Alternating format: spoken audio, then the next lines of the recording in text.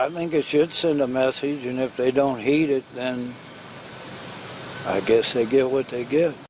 Now at 6, police say an intruder tried to break into a home last night, and this time the homeowner took matters into his own hands.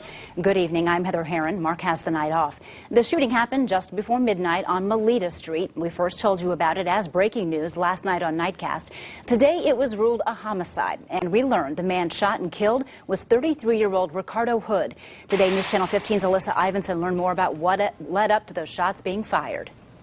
Well, police told me today it all started when the man who lives here at 345 Melita heard some noises at his front door. It ended with a suspected burglar dead on the front porch. On this sunny day, birds and breeze with wind chimes in the distance fill the air on Melita Street.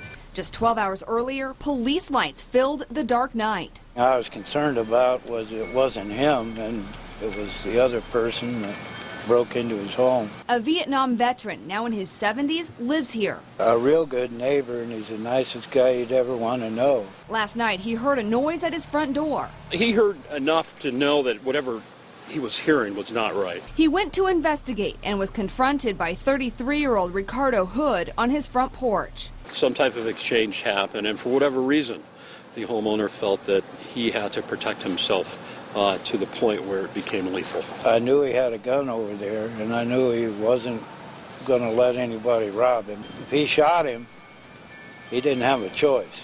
The shooting has been ruled a homicide, but that doesn't mean the man will be charged. The prosecutor's office will determine if the killing was justified.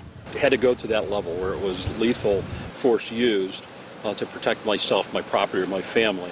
That, in the eyes of the courts, is seen as a justifiable type of homicide. Willis Bolins lived across the yard for 6 years. He says they all watch each other's homes. You can tell people in this neighborhood that don't belong. You're used to everybody that lives here. And if you see a different car or something around here, you sort of pay closer attention to that. Police say that's just what you're supposed to do. And if activity doesn't seem right, report it. If you ask yourself, would I be acting in this nature?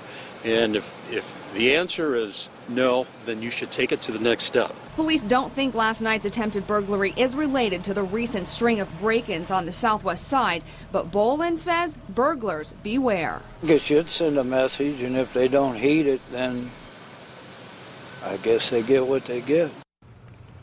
And we also pulled court records today and discovered that Hood has a long criminal history with several theft charges included in that. Live along Melita Street, Alyssa Ivinson at News Channel 15.